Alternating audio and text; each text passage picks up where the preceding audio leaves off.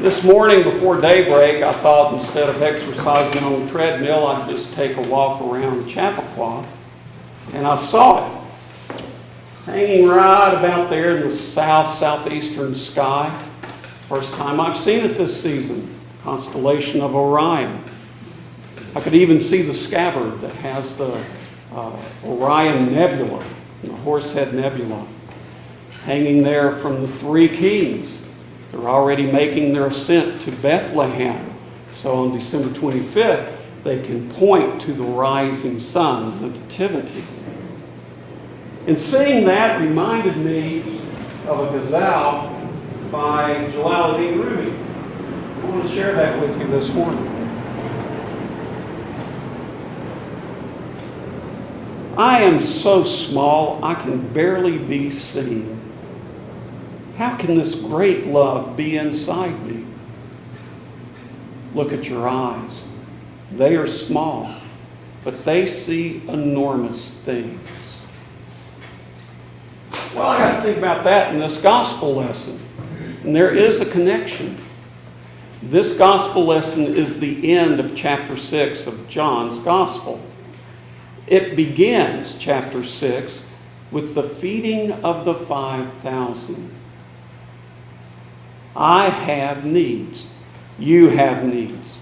We have physical needs. We have to eat. But it's just like now, if you want to throw a successful event, whether it's in college or in business or here at the church, what do you include in that event? Food. Give them food and they'll come. And Jesus noticed that.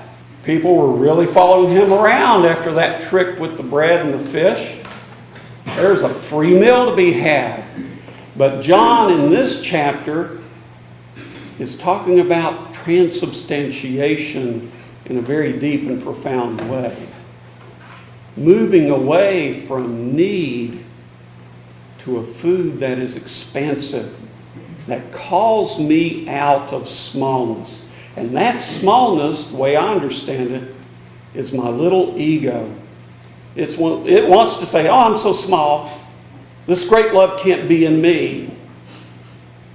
This great love just can't be in me. That's what Solomon's worried about in this lesson. How can God be in this? Well, God's not going to be in a temple. Well, how can God be in you and in me? And John's answer is when we meet together in community, when we balance heart, soul, mind. In that balancing, there's an opening. And our spirit can receive food that's far greater than us. Food that's way beyond understanding.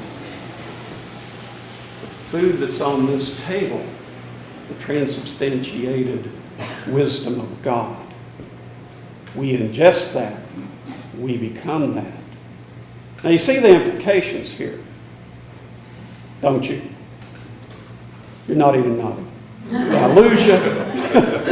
Do you see the implications here? Leaving the ego behind, I leave behind the comforts of compulsive routines, expectations, validation, all the little games that we know because we're in them, I'm in them, that happen in family systems, church systems, work systems, college systems, school systems, any system. We all bring our games there. That's why Jesus said, this is a hard teaching. Step beyond that. Step beyond that animal nature and put on the divine. Put on the armor of God that Paul talks about. When my needs are met, if I'm in my ego, I'm left with want.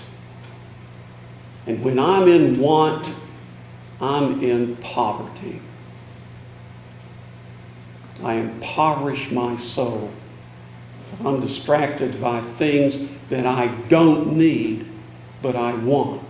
And if I want them and I get them, then I'm probably taking things away from other people that have genuine need. See? This is a hard lesson.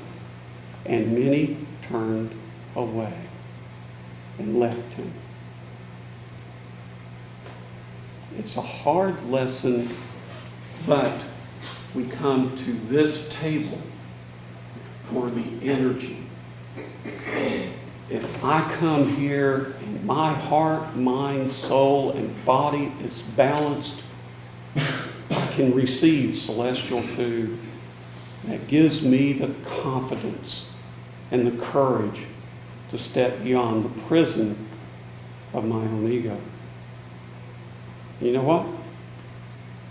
You can too.